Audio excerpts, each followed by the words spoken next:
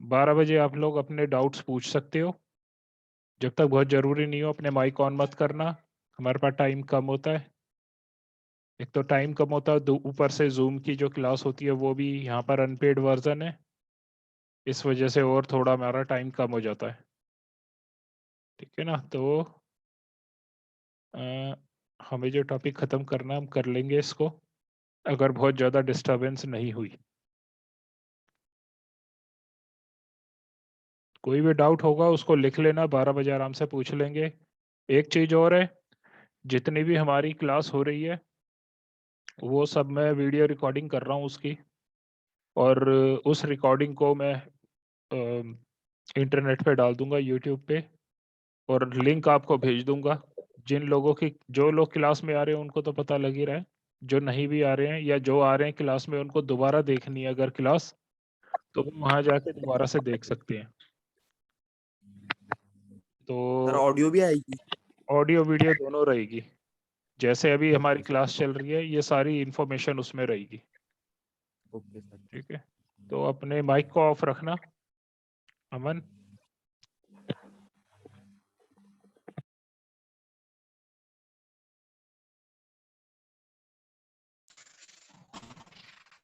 Okay, recording शुरू हो गई है, अब हम स्क्रीन शेयर कर सकते हैं।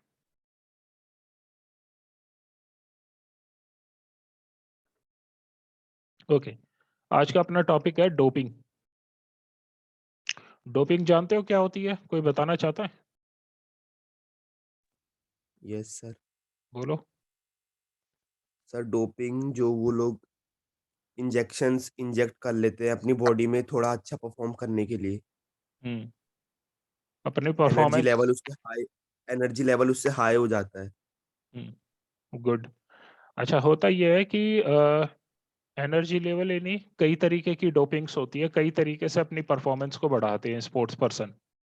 एक तो सिंपल सिंपल तरीका तो ये होता है वो ट्रेनिंग करें, अच्छी डाइट लें, अच्छी कोचिंग लें।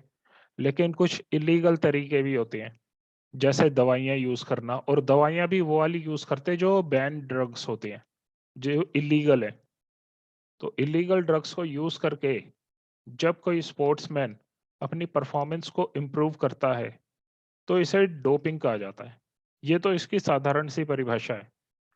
ठीक है, क्या है कि इलीगल ड्रग्स यूज़ करके जब कोई स्पोर्ट्स पर्सन अपनी परफॉर्मेंस को ऊपर उठाता है तो उसे डोपिंग कहते हैं। लेकिन डोपिंग की जो असली परिभाषा है वो कुछ और है जो वाडा ने दी है। वाडा क्या है? वाडा एक वर्ल्ड एंटी डोपिंग एजेंसी है ना? वाडा वर्ल्ड एंटी डोपिंग एजेंसी है जो पूरी दुनिया में ये देखती है कि कोई स्पोर्ट्स पर्सन कोई ऐसी ड्रग्स तो नहीं ले रहा है जिससे वो इलीगली अपनी परफॉर्मेंस को ऊपर उठा रहा हो। तो वाडा ये कहती है कि डोपिंग तभी मानी जाएगी जब उसके द्वारा, वाडा के द्वारा दिए गए रूल्स में से कोई एक रूल भी अगर ब्रेक हो गया। अब वो रूल कौन कौन से हैं जो वाडा ने दिए हैं उसके बारे में बात करते हैं। सबसे पहले तो ये है कि अगर किसी स्पोर्ट्स पर्सन के सैंपल में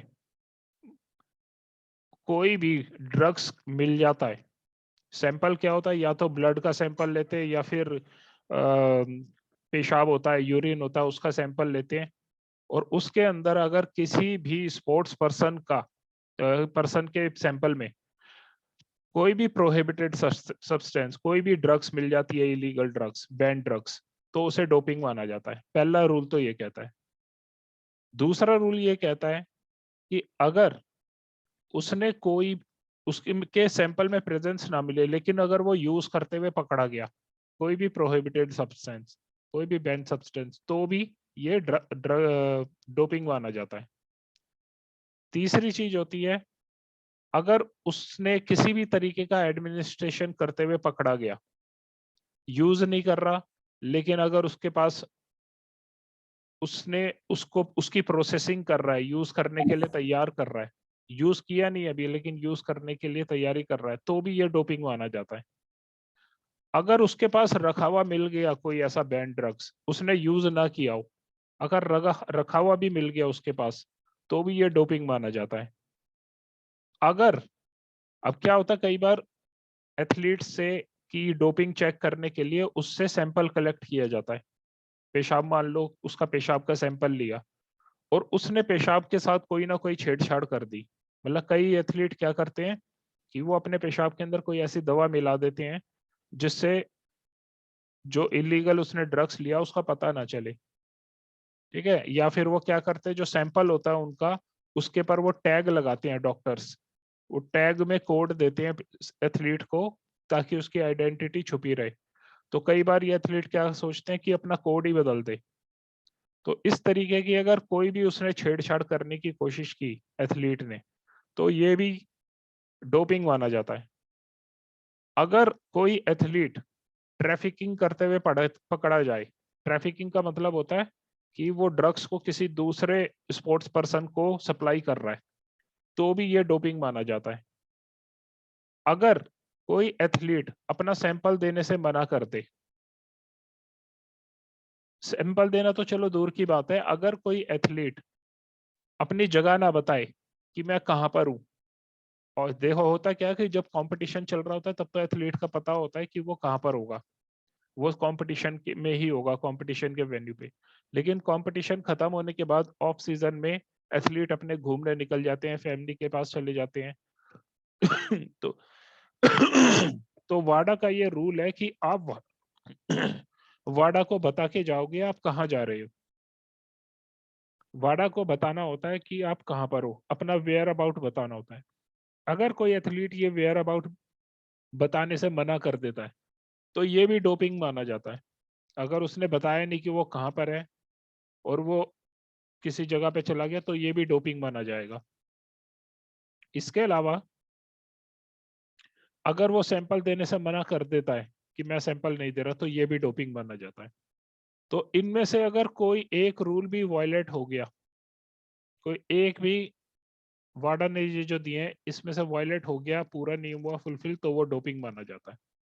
ठीक है, तो इन चीजों को याद रखना, वैसे तो ये तुम्हें मिल ही जाएगी। अब क्या होता है, प्रोहिबिटेड सब्सटेंसेस,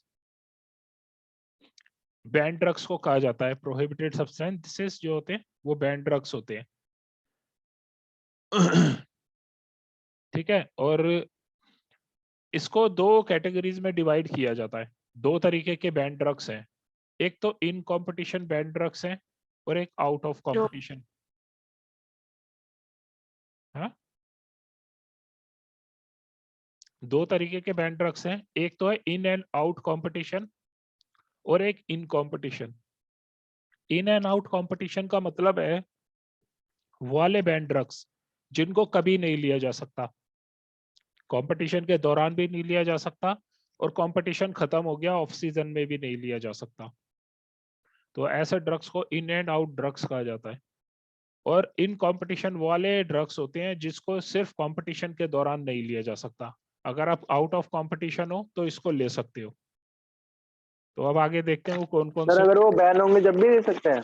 हाँ, बैन होंगे तभी भी ले सकते हैं, लेकिन ऐसा है ना, उन्होंने बता दिया इन कंपटीशन में बैन है, वो जब कंपटीशन के दौरान बैन है, कंपटीशन के बाद बैन नहीं है। ऐसा है ना, इन इन ड्रग्स का असर इमीडिएट होता है, इसलिए इमीडिएटली कंपटीशन के दौरान नहीं ले सकते, बाद में ले सकते हैं। और इनका असर ओके भी सर। थोड़े थोड़े टाइम तक ही रहता है। तो in and out of competition ban drugs कौन कौन से होते हैं जो कभी नहीं ले सकते हैं? सबसे पहले है स्टेरॉइड। स्टेरॉइड एक ऐसा ड्रग्स है जिसे कभी भी लेना मना है, और कॉमनली तुमने इसका नाम भी सुना होगा, आगे सुनोगे भी। स्टेरॉइड सबसे ज्यादा लेते हैं स्पोर्ट्स पर्सन भी, और बॉडी बिल्डर्स, और ये जितने भी होते हैं स्पोर्ट्स पर्सन, वो सभी स्टेरॉइड्स का यूज करते हैं। दूसरा होता है पेप्टाइड हार्मोन, ग्रोथ फैक्टर और रिलेटेड सब्सटेंसेस। ये भी स्टेरॉइड के ही तरह होते हैं, स्टेरॉइड नहीं होते पर काम यही करते हैं। अभी हम इसके बारे में डिटेल में बात करेंगे आगे। बीटा टू अगोनिस्ट होते हैं। बीटा टू अगोनिस्ट ऐसे ड्रग्स होते हैं, इसके बारे में चलो आगे बात करेंगे बीटा टू एगोनिस्ट के बारे में भी। पहले हम नाम देख लेते हैं। हार्मोन एंटागोनिस्ट मॉड्यूलेटर होते हैं, और डायरेटिक्स होते हैं, और मास्किंग एजेंट्स होते हैं। इनके बारे में भी अभी आगे बात करेंगे। इसके बाद सबसे पहले बात करते हैं एनाबॉलिक एजेंट्स कौन से होते हैं, स्टेरॉइड्स कौन से होते, क्या होते हैं? स्टेरॉइड्स हमारी बॉडी के अंदर है ना, एक हार्मोन रिलीज करता है। मेल बॉडी के अंदर एक हार्मोन रिलीज होता है जिसे टेस्टोस्टेरोन कहते हैं। इसे मेल हार्मोन भी कहते हैं। तो ये मेल हार्मोन क्या होता है? मेल हार्मोन की वजह से हमारे मूछे, हमारी मसल्स ज्यादा हैवी होती है फीमेल के कंपैरिजन में, और हमारे बाल की ग्रोथ होती है, मूछें आती है। फीमेल्स में मूछें नहीं आती है। इसका कारण ये टेस्टोस्टेरोन हार्मोन जो है, ये इसका कारण होता है। तो ये जो टेस्टोस्टेरोन हार्मोन है, इसे मेल हार्मोन भी कहते हैं। और ये इस हार्मोन की वजह से हमें कई एडवांटेज मिलती है। हमारे बॉडी के अंदर कई तरीके की परफॉर्मेंस इंप्रूव होने में हेल्प होती है। क्या होता है? मेल के अंदर देखा होगा, मेल का जो मसल मास होता है, मसल्स होते हैं, वो ज्यादा होते हैं फीमेल के कंपैरिजन में, है ना? तो अगर मान लो हम एक्स्ट्रा टेस्टोस्टेरोन ले लें, तो हमारे और ज्यादा मसल्स डेवलप हो जाते हैं। तो बॉडी बिल्डर्स जो होते हैं ज्यादातर टेस्टोस्टेरोन या स्टेरॉइड इसीलिए लेते हैं ताकि उनके टेस्टोस्टेरोन हार्मोन बढ़े और उनके मसल्स डेवलप हो ज्यादा। अब ये जो जितने भी इलीगल ड्रग्स होते हैं, इनके साइड इफेक्ट्स जरूर होते हैं। इनसे भी तुमसे कई क्वेश्चंस आ जाते हैं तुम्हारे एग्जाम के अंदर, कई बार तुमसे पूछा जा सकता है इसके बारे में भी। तो क्या क्या साइड इफेक्ट्स होते हैं अगर आप स्टेरॉइड लेते हो? तो सबसे पहले मेल के अंदर जो डिसएडवांटेज होती है, उनके लीवर खराब हो जाता है, उनका बिहेवियर एग्रेसिव हो जाता है, ज्यादा गुस्सा आने लगता है, उनको हार्ट की प्रॉब्लम होने लग सकती है, हार्ट डिजीज होने लग सकती है, और गाइनकोमेशिया हो जाता है। गाइनकोमेशिया का मतलब है मेल के अंदर फीमेल की तरह ब्रेस्ट बनने लग जाती हैं। और फीमेल के अंदर क्या होता है, उनके अंदर ज्यादा मस्कुलर मसल्स बढ़ जाते हैं, उनके चेहरे पे और बॉडी पे हेयर ग्रोथ बढ़ जाती है, और उनका मेंस्ट्रुअल साइकिल जो डेट्स होती है, उनका साइकिल बिगड़ जाता है। तो ये स्टेरॉइड के साइड इफेक्ट्स है। हाँ, सर फीमेल का तो दूसरे हार्मोन होते हैं, तो फीमेल टेस्टोस्टेरोन क्यों लेगी? फीमेल के अलग हार्मोन होते हैं, पर फीमेल जो स्पोर्ट्स में पार्टिसिपेट कर रही होती है, वो भी स्टेरॉइड लेती है अपनी परफॉर्मेंस को बढ़ाने के लिए। वो ओके, भी एंड सर ये टेस्टोस्टेरोन एंड ये डाइहाइड्रेट, ये कौन डिहाइड्रेट सा टेस्टोस्टेरोन। हार्मोन है? हाँ हाँ, हाँ, ये कौन सा है ये भी हार्मोन? टेस्टोस्टेरोन की जो ड्राइव्ड फॉर्म होती है। टेस्टोस्टेरोन की ड्राइव्ड फॉर्म है। अश्वनी बेटा, ये क्या कर रहा है? ठीक है, तो ये टेस्टोस्टेरोन हमारी बॉडी में प्रोटीन का प्रोडक्शन बढ़ा देते हैं, जिस वजह से मसल्स बढ़ने लग जाती हैं। ठीक है, तो ये इसके साइड इफेक्ट्स होते हैं। साइड इफेक्ट से रिलेटेड भी क्वेश्चंस आ जाते हैं तुम्हारे पास। इसके बाद पेप्टाइड हार्मोन है, ग्रोथ फैक्टर और रिलेटेड सब्सटेंसेस जो है। तो जैसा कि मैंने बताया था, पेप्टाइड हार्मोन, ग्रोथ फैक्टर, ये सब चीजें भी टेस्टोस्टेरोन की तरह ही काम करते हैं। जैसे स्टेरॉइड काम करता है, बिल्कुल उसी तरह से करते हैं, लेकिन ये स्टेरॉइड नहीं होते, ये अलग तरीके के हार्मोन है। ग्रोथ फैक्टर जैसे लिखा हुआ है, ये बॉडी में ग्रोथ बढ़ा देते हैं, हड्डियों की, मसल्स की, ये सब चीजें बढ़ाने में हेल्प करते हैं। इनके साइड इफेक्ट्स क्या होते हैं? हाइपोग्लाइकेमिया। हाइपोग्लाइकेमिया का मतलब होता है कि बॉडी के अंदर ग्लूकोज का लेवल कम हो जाता है, ब्रेन डैमेज हो जाता है, ब्रीद छोटी हो जाती है, वो मतलब सांस है ना उखड़ने लग जाती है, ब्रीद आने में दिक्कत होती है। अगला है बीटा 2 एगोनिस्ट। बीटा 2 एगोनिस्ट क्या करता है? ये हमारे बॉडी में जाके बॉडी की जो ब्लड वेसल्स होती है, उसको, उसके साइज को बड़ा कर देता है। जब बॉडी में ब्लड वेसल का साइज ज्यादा हो जाता है, तो क्या होता है कि जो ऑक्सीजन होता है वो ज्यादा सप्लाई होना शुरू हो जाता है, ब्लड का फ्लो बढ़ जाता है ना। ब्लड का फ्लो बढ़ जाएगा तो ऑक्सीजन ज्यादा सप्लाई होगा। ऑक्सीजन की ज्यादा सप्लाई होगी तो वो उसकी बॉडी को ज्यादा ऑक्सीजन मिलेगा काम करने के लिए, और वो ज्यादा अच्छा परफॉर्म कर पाता है। तो बीटा 2 एगोनिस्ट भी एक ऐसी दवा है जो परफॉर्मेंस को बढ़ाती है, लेकिन ये अलग तरीके से बढ़ाती है। अब इसके साइड इसके इफेक्ट्स साइड क्या क्या? इफेक्ट? हाँ, बात करते हैं। इसके साइड इफेक्ट्स जो होते हैं, इसमें ट्रिमर, ट्रिमर का मतलब होता है हाथ हाथ और पैर कपकपाना शुरू कर देते हैं। टैकीकार्डिया, टैकीकार्डिया का मतलब होता है जो तुम्हारी हार्ट रेट होती है वो बढ़ जाती है। और कार्डियक एरिथमियाज, कार्डियक एरिथमियाज का मतलब होता है जो धड़कन की जो एक लय होती है ना, जो हमारा दिल धड़क रहा है, वो एक लय के साथ धड़क रहा है, उसकी लय जो होती है वो लयबद्धता खत्म हो जाती है, मतलब कभी तेज धड़क रहा है कभी धीरे धड़क रहा है, तो उसमें रिदम जो होती है वो रिदम डिस्टर्ब हो जाती है। तो ये बीटा 2 एगोनिस्ट के साइड इफेक्ट्स हैं।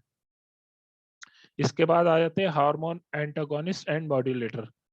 हार्मोन एंटागोनिस्ट और मॉड्यूलेटर जो होते हैं वो हमारी बॉडी के अंदर जो फीमेल हार्मोन होता है एस्ट्रोजन, उसको कम कर देते हैं, उसकी प्रोडक्शन को।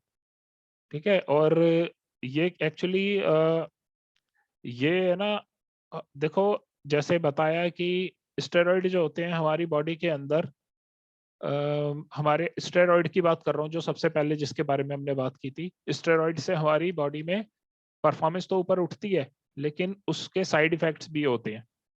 तो कुछ ऐसी दवाइयां बनी है जो स्टेरॉइड लेने के बाद जो साइड इफेक्ट्स होते हैं उन साइड इफेक्ट्स को दबाया जा सके, वो साइड इफेक्ट्स ना हो। तो उनमें से ये दवाइयां हैं हार्मोन एंटागोनिस्ट एंड मॉड्यूलेटर।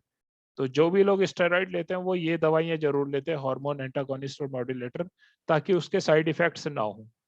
अगर किसी एथलीट के सैंपल में स्टेरॉइड नहीं मिला लेकिन अगर हार्मोन एंटागोनिस्ट और मॉड्यूलेटर मिल गया तो ये माना जाता है उसने स्टेरॉइड लिया है,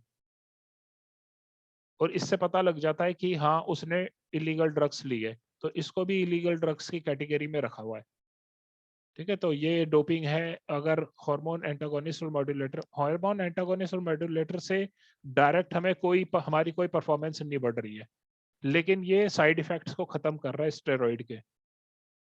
ठीक है। इसके बाद इसके साइड इफेक्ट्स के बारे में बात करते हैं।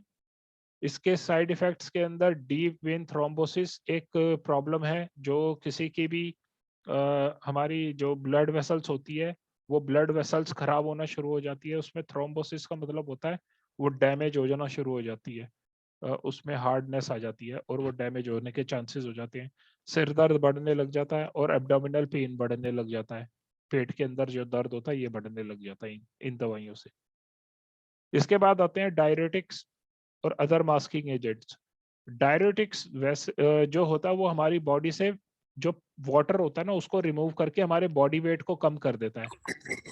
कई कई बेटा अपने माइक ऑफ रखो सारे, अपने माइक ऑफ रखो, और जिन लोगों ने लेट ज्वाइन किया है वो अपनी अटेंडेंस पोस्ट कर दो चैट बॉक्स के अंदर, अपना नाम, क्लास, सेक्शन और रोल नंबर ये पोस्ट कर देना। तो डायरेटिक्स क्या करता है, हमारी बॉडी से वाटर जो होता है पानी को रिमूव करके हमारे बॉडी वेट को कम कर देता है। ऐसे कई स्पोर्ट्स होते हैं जिसमें बॉडी वेट के हिसाब से मैचेस होते हैं, बॉक्सिंग है, रेसलिंग है, जूडो है, टाइकोंडो है, इसमें वेट कैटेगरी के हिसाब से कंपटीशन होता है। तो सेम वेट कैटेगरी वालों को मैच कराया जाता है, ज्यादा बड़े और छोटे को नहीं कराया जाता। कई लोग क्या करते हैं, वो कम वेट कैटेगरी में खेलने के लिए अपने वेट को कम करते हैं, और वेट को कम करने के लिए वो दवाइयां ले लेते हैं, ये बैंड ड्रग्स है, इलीगल ड्रग्स ये ले लेते हैं, और वेट जब कम हो जाता है उसके बाद फिर वो कम कैटेगरी में खेल के एडवांटेज मिलती है, क्योंकि हल्के प्लेयर से खेलना पड़ रहा है ना। इसके साइड इफेक्ट्स में की बात करेंगे तो इसके साइड इफेक्ट्स में डिहाइड्रेशन आता है, प्यास बहुत ज्यादा लगती है, डिजीनेस का मतलब होता है कि वो उसको चक्कर आते हैं बार बार, और उसका कोऑर्डिनेशन खराब होता है, उसका बैलेंस खराब होना शुरू हो जाता है अगर ज्यादा टाइम तक यूज करे इस तरीके के ड्रग्स को। बेटा माइक अपने ऑफ रखो सब लोग।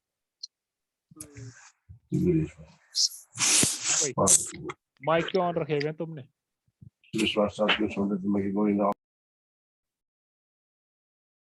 माइक ऑफ मत करो, डिस्टरबेंस होती है, आपके घर की आवाजें आ रही होती है। ठीक है, दोबारा चल रही हम ड्रग्स। ओके, तो ये डायरेटिक्स पर हम थे। अब इसके बाद अगले वाले किडनी और लंग फेलियर का भी खतरा रहता है, किडनी खराब होने का और लंग्स खराब होने का भी डर रहता है इसकी वजह से। अब उन इलीगल ड्रग्स की बात करते हैं। अमन बेटा क्या कर रही हो ये तुम, बच्चों वाली हरकतें।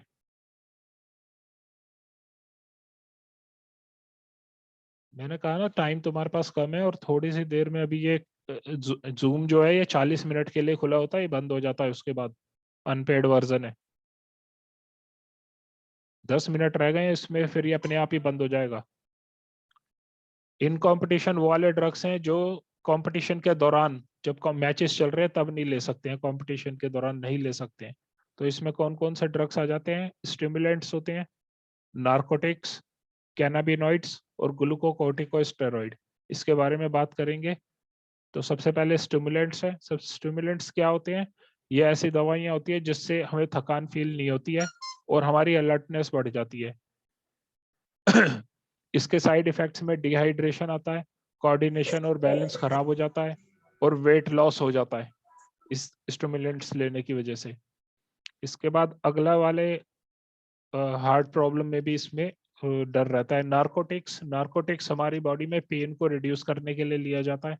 ऐसी दवाइयाँ जिससे पेन फील नहीं होता है। बॉक्सिंग जैसी गेम के अंदर या ऐसे कॉम्बैट स्पोर्ट्स के अंदर ये वाली ड्रग्स ली जाती है। या फिर मान लो किसी खिलाड़ी को चोट लगी हुई और वो कंपटीशन में खेलना चाहता है, दौड़ना चाहता है, रनिंग करना चाहता है, तो वो ऐसे खिलाड़ी भी नार्कोटिक्स की दवाइयाँ ले लेते हैं जिससे उनको दर्द फील नहीं होता और वो अपने कंपटीशन को बिना दर्द के खत्म कर लेते हैं। तो ये ड्रग्स भी जो है बैन ड्रग्स के अंदर आते हैं।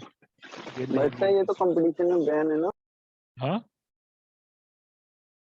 अभी आपने कहा ये कंपटीशन में बैन है, फिर वो कंपटीशन के चलते में कैसे ले लेते हैं ये दवा? कंपटीशन के दौरान ही तो लेते हैं ना, जब मैच खेलना उनको दर्द फील ना हो उसी वक्त लेते हैं नार्कोटिक्स।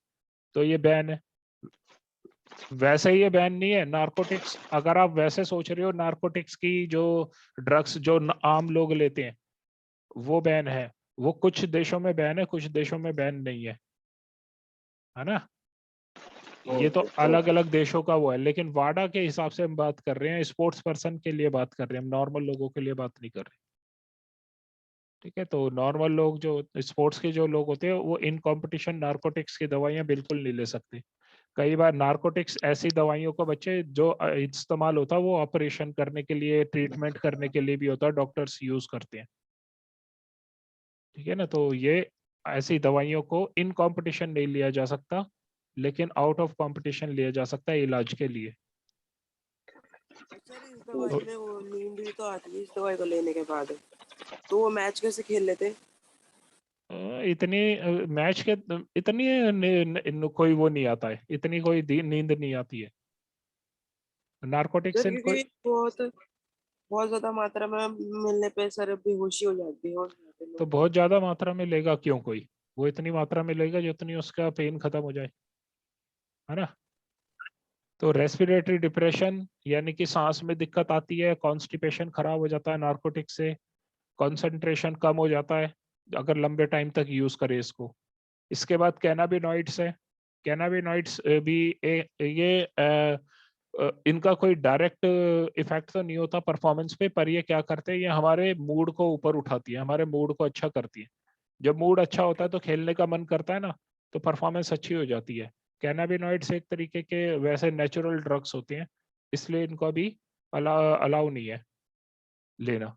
तो क्या इफेक्ट है इसके? साइड इफेक्ट्स इसके में हार्ट रेट इंक्रीज हो जाती है कैनाबिनॉइड लेने से, टाइम का पता नहीं चलता है। और जो ब्रोंकोडाइलेशन जो का मतलब है जो सांस लेने की जो नलियां होती है ना, पाइप्स होते हैं, उन पाइप्स का वो पाइप्स खुल जाते हैं, ज्यादा चौड़े हो जाते हैं। तो ये भी एक तरीके की प्रॉब्लम ही है। इसके बाद ग्लूकोकॉर्टिकोस्टेरॉइड है। ग्लूकोकॉर्टिकोस्टेरॉइड हमारे ये भी, इनका भी कोई खास डायरेक्ट रोल तो नहीं होता, लेकिन ये छोटी छोटी चीजें करती है, जैसे हमारे जो हार्ट की एफिशिएंसी, हार्ट के काम करने की क्षमता को बढ़ा देती है थोड़ा बहुत, और मूड को ऊपर उठाती है, और हमारे जो मसल्स होते हैं उनको एक्टिवेट कर देती है काम करने के लिए। इसके अगर साइड इफेक्ट्स देखेंगे तो इसके साइड इफेक्ट्स में मूड अल्टरेशन, मूड है ना, मतलब मूड ही हो जाता है इंसान, अचानक से गुस्सा आना, अचानक से लो फील करना, अचानक से डिमोटिवेट हो जाता है, ये दिक्कतें आती है। फ्लूइड रिटेंशन यानी कि बहुत ज्यादा पानी शरीर के अंदर रुकना शुरू कर देता है। और हाइपर ग्लाइकेमिया हो जाता है। हाइपर ग्लाइकेमिया का मतलब है कि ग्लूकोज की मात्रा बढ़ जाती है हमारे शरीर में। तो इसके बाद ये तो सारे इलीगल ड्रग्स के बारे में बात हो गई, कौन कौन से ड्रग्स जो है इलीगल्स हैं। अब कुछ ऐसे तरीके हैं जो ड्रग्स तो नहीं लेते लेकिन लोग डोपिंग करते हैं, अपनी परफॉर्मेंस को इलीगल तरीके से ऊपर उठाते हैं, उसको प्रोहिबिटेड मेथड्स कहा जाता है। कुछ ऐसे तरीके हैं जिससे परफॉर्मेंस इलीगली ऊपर उठाई जा सकती है, जिसमें कोई ड्रग्स नहीं लेना पड़ता। तो इसके अंदर क्या क्या चीजें आ जाती है, इसके अंदर आ जाते हैं एक तो है O2 ट्रांसफर, ऑक्सीजन की मात्रा बढ़ा देते हैं अपने शरीर के अंदर ब्लड डोपिंग करके। ठीक है, ऑक्सीजन की मात्रा कैसे बढ़ाते हैं, अपने शरीर में ब्लड डोपिंग कर लेते हैं। ब्लड डोपिंग क्या होती है बच्चे, ब्लड डोपिंग जो होती है अपने ही ब्लड को स्टोर करके रख लेते हैं कंपटीशन से पहले, और जब जिस दिन कंपटीशन होता है तो उस ब्लड को दोबारा से अपनी बॉडी में डाल लेते हैं, जिससे शरीर के अंदर ब्लड की मात्रा बढ़ जाती है और ऑक्सीजन बढ़ जाता है। तो ये जो है वो बैन है ब्लड डोपिंग करना। कुछ आर्टिफिशियल तरीके से ऑक्सीजन की मात्रा बढ़ाते हैं, जैसे ऑक्सीजन के सिलेंडर्स होते हैं, ऑक्सीजन होती है ना, वो अलग से अपनी बॉडी में ले लेते हैं। तो ये भी एक तरीका होता है ऑक्सीजन बढ़ाने का। कुछ लोग क्या करते हैं, केमिकल एंड फिजिकल मैनिपुलेशंस करते हैं। कई और तरीके होते हैं, जैसे अभी मैंने बताया था सैंपल्स के साथ छेड़छाड़ करना भी जो होता है वो एक तरीके की डोपिंग मानी जाती है। किसी एथलीट का सैंपल लिया और अगर वो सैंपल के साथ छेड़छाड़ कर रहा है, उसमें कुछ मिला रहा है या उसके कोड चेंज कर रहा है, तो ये भी डोपिंग माना जाता है। तो ये मेथड्स होते हैं प्रोहिबिटेड।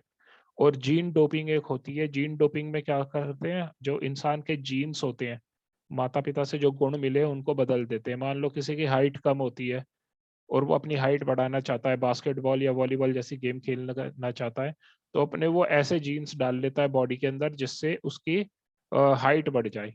तो इसे जीन डोपिंग कहा जाता है, इस तरीके की डोपिंग को। अल्कोहल एक ऐसी चीज है जिसको मना किया हुआ है, ये प्रोहिबिटेड मेथड्स में आते हैं। अल्कोहल को नहीं लिया जा सकता, कंपटीशन के दौरान नहीं लिया जा सकता है। ठीक है, सर और जीन डोपिंग के भी कुछ साइड इफेक्ट्स है? जीन डोपिंग के बहुत ज्यादा साइड इफेक्ट्स होते हैं, अभी बात करेंगे आगे। Beta okay. Blockers, beta blockers होते हैं, ये भी एक तरीके की दवाइयां हैं जिसको नहीं लिया जा सकता। तो एनहेंसमेंट ऑफ ऑक्सीजन ट्रांसफर के क्या साइड इफेक्ट्स हैं, अभी बताए थे। ये ब्लड डोपिंग और आर्टिफिशियल तरीके से बढ़ाता है अपने ऑक्सीजन शरीर के अंदर। इससे क्या होता है, एक तो हार्ट फेलियर का खतरा हो जाता है, बैक्टीरियल इन्फेक्शन हो जाता है, ब्लड के अंदर इन्फेक्शन होने का डर होता है, किडनी फेल होने का डर हो जाता है।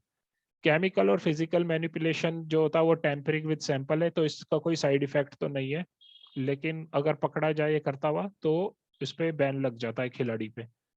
जीन डोपिंग के अंदर, जीन डोपिंग में क्या कर रहे हैं बताया था, तुम्हारे जीन्स बदल देते हैं या अलग से जीन्स डाल देते हैं। इसके साइड इफेक्ट्स में क्या होता है कि जो उसका नेचुरल जीन्स होता है उसका वो नहीं होके दूसरा जीन आता है, तो उसका कंट्रोल कम हो जाता है, यानी कि अनइवन अनइवन बॉडी की ग्रोथ होने लग जाती है। कई बार हाथ लंबे हो जाते हैं, पैर लंबे हो जाते हैं, किसी का सिर ज्यादा चौड़ा हो गया, छोटा हो गया, अजीब सा शरीर लगने लग जाता है। ये होती है जीन डोपिंग के साइड इफेक्ट्स। इसके बाद स्ट्रोक और हार्ट अटैक का भी खतरा बढ़ जाता है। बेटे ये कौन है, इरेज कर दे बेटा इसे, बस खत्म होने वाली है क्लास। अल्कोहल होते हैं, अल्कोहल को नहीं लिया जा सकता कंपटीशन के दौरान। अल्कोहल से क्या होती है, एंग्जाइटी कम होती है, इसलिए कई बार लोग जो होते हैं वो अल्कोहल को पीते हैं। बेटा ये इरेज कर दो, किसने किया है। इसके साइड इफेक्ट्स के अंदर डिहाइड्रेशन आता है, पानी की कमी हो जाती है शरीर के अंदर, वो अंदाजा ठीक से लगा नहीं पाता है कई चीजों का। बीटा ब्लॉकर्स एक ऐसी प्रॉब्लम होती, बीटा ब्लॉकर्स कुछ ऐसी दवाइयां होती है, इट हैज कामिंग इफेक्ट। ये जो होते हैं ये हमारे मूड, हमारे जो नर्वसनेस होती है ना उसको खत्म करते हैं।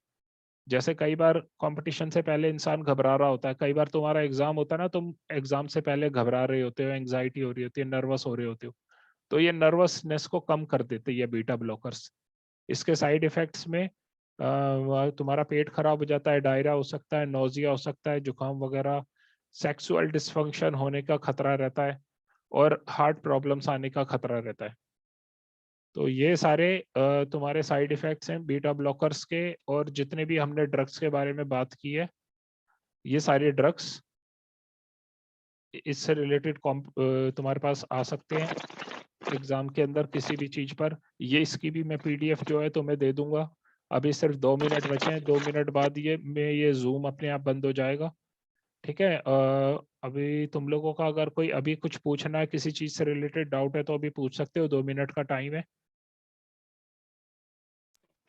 नो सर, वो 15 मिनट से पूछेंगे, आप वो पीडीएफ सेंड कर देना ग्रुप पे। पीडीएफ भी सेंड कर दूंगा, और ये जो वीडियो बन रहा है ये वीडियो भी भेज दूंगा मैं तुम्हें।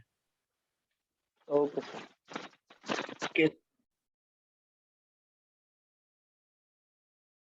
कोई और, किसी का कोई और डाउट, कुछ पूछना है किसी ने? सर नेक्स्ट टाइम से ना क्लासेस में वीडियो ऑन करके कराया करो सर, बच्चों का पता नहीं होता कौन का घूम रहा होता अच्छा, तो ये तुम्हें पता लग जाएगा, तुम बता दोगे कि ये कौन सी क्लास का है?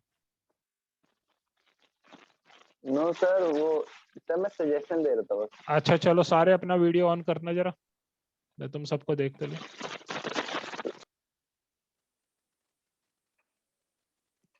वीडियो ऑन कर दो, तुम्हारा एक स्क्रीनशॉट ले लूंगा। तो ओके, आकाश, प्रिंस, हर्ष, ओके। आकाश ने ऑन नहीं किया अभी तक। अभिषेक कुमार आ गया है, ओके ठीक है। वरुण ने नहीं किया भाई, वरुण छुपा रहेगा, मुंह दिखाई नहीं करेगा।